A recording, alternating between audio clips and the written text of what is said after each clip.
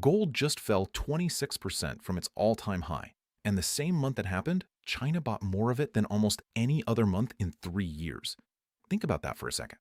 If gold were actually a bad investment right now, if the smart money believed the top was in, you would expect central banks to be quietly getting out. Instead, the People's Bank of China just logged its 20th straight month of gold buying. 20 months. That's the longest streak since at least 2015.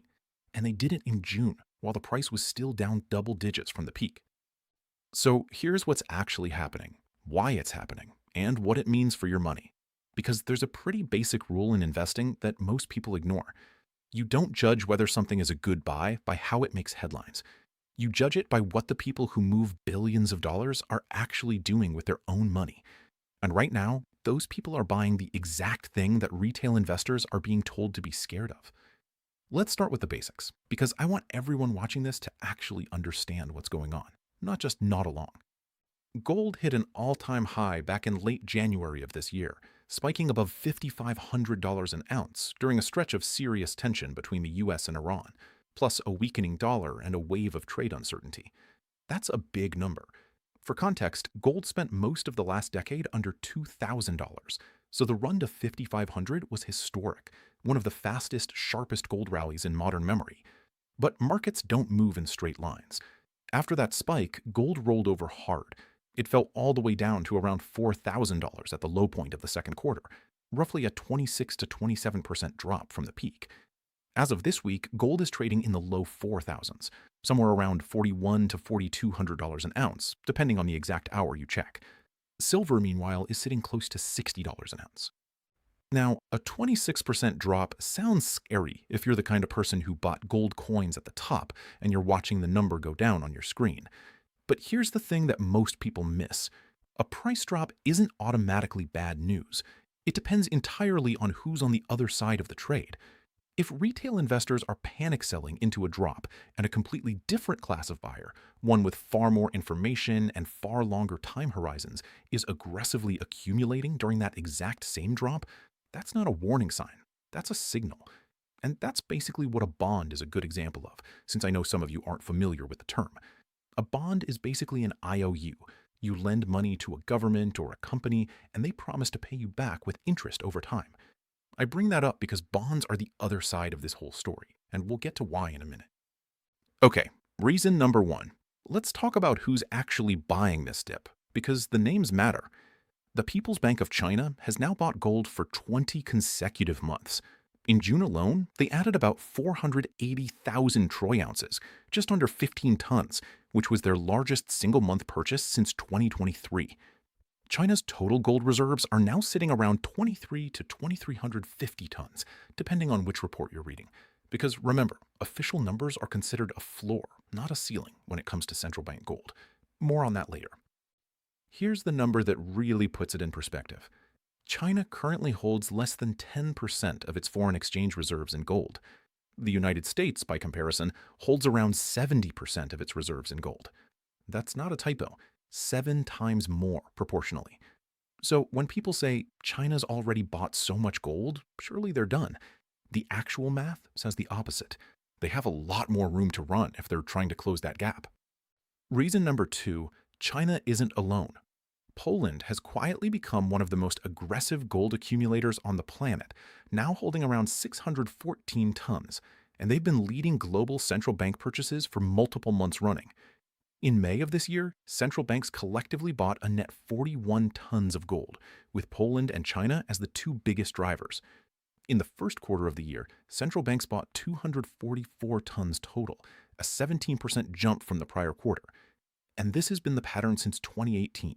Central banks accumulating more than 1,000 tons of gold a year almost every year, through multiple different presidents, different Fed chairs, different global crises. This isn't a reaction to one headline. It's a multi-year coordinated repositioning. Reason number three, and this is where it gets interesting. The World Gold Council itself has said, in its own reporting, that official central bank purchase numbers likely represent an undisclosed floor, meaning the real total is probably higher, and some analysts think it could be several times the reported figure, especially for countries like China. Why would a central bank hide how much gold it's buying? Think about it from their side. If you're a government trying to accumulate a strategic asset over years without spiking the price against yourself, the last thing you want to do is announce your shopping list in advance. You buy quietly, through intermediaries, through multiple channels, and you let the official number trickle out later, if at all.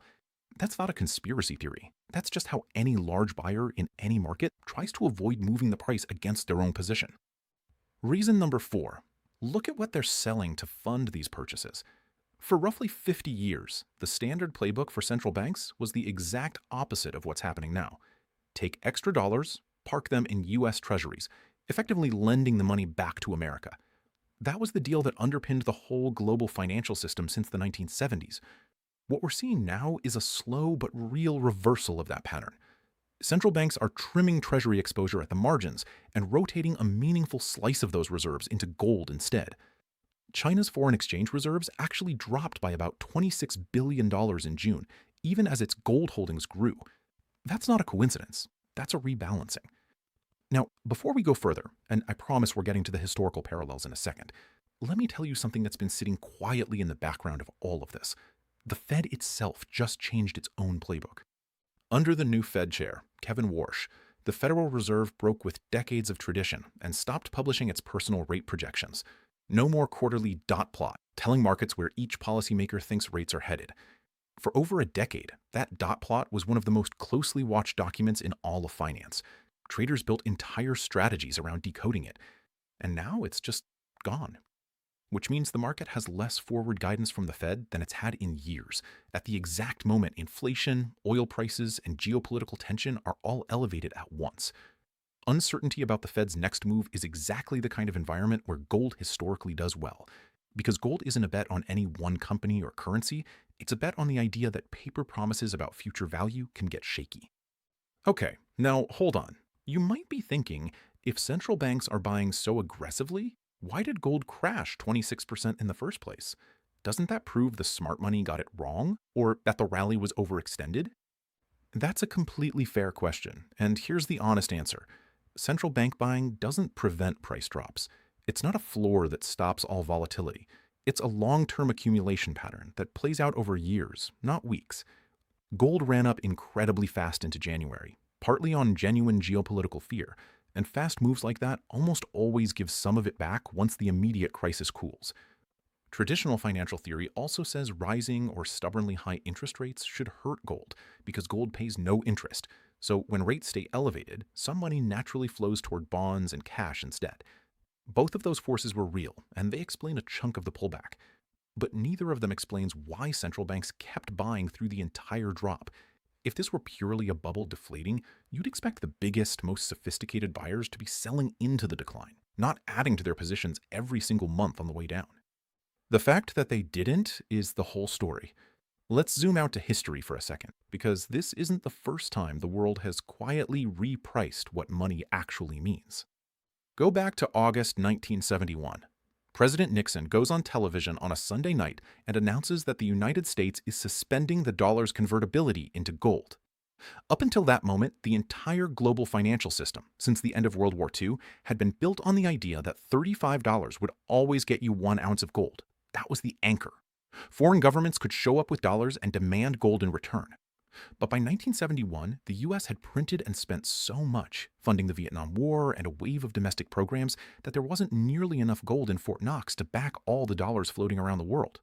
Foreign central banks knew it. They started quietly asking for their gold back. And rather than let the vault run dry, Nixon just shut the door.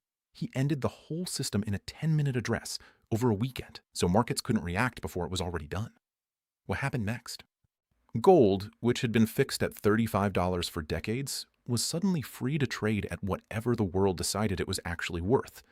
Within a decade, it went from $35 to over $800 an ounce at the 1980 peak.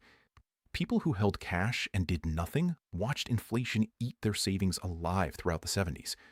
People who held real assets, gold, land, hard commodities, came out the other side in a completely different financial position.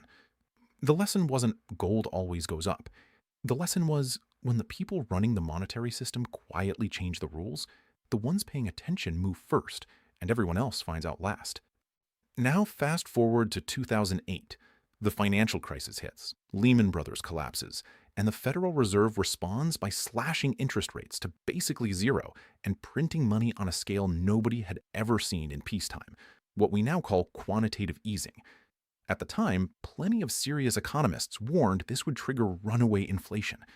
It took a few years, but gold responded almost exactly the way you'd expect. It roughly tripled between 2008 and its 2011 peak, as investors who understood what massive money creation does to a currency's purchasing power moved to protect themselves early.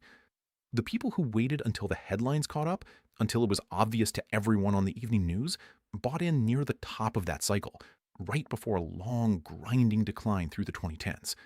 Same pattern as 1971. The informed money moves quietly and early. The crowd moves loudly and late. Which brings us to a simple physical analogy, because I think this makes the whole thing click. Picture a department store that's about to have a massive clearance sale, but only the store's own employees know the sale is coming. What do the employees do? They don't panic sell the inventory they already have. They quietly buy more of the good stuff at full price before the public even knows a sale is coming, because they know demand is about to spike. Now picture that same store, except this time prices actually drop 26%, a real visible discount, right in front of everyone. What would the smartest shoppers in that store do? They wouldn't run for the exits, complaining the discount means something's wrong with the product. They'd fill their carts. That's essentially what central banks have been doing with gold. They're not reacting to a discount with fear, the way an anxious retail buyer might. They're treating a lower price as an opportunity to add to a position they were already planning to build for years, a position tied to reserve diversification, not to next month's headline. Hold that analogy, because we're coming back to it. Let's talk about what the institutions are actually doing right now, in real time, beyond just the central bank tonnage numbers. The Bank of Korea has been exploring gold ETF exposure as a way to diversify its own reserves, a notable move for a country that has historically kept a very light gold allocation. Chile and Guatemala, two countries not typically associated with major gold accumulation, have started showing renewed interest in building gold reserves, according to World Gold Council survey data. And in that same survey, 89% of central bank respondents said they expect global gold reserves collectively to keep growing over the next year, not shrink, grow. That's not a majority. That's close to a consensus among the people who actually run this system.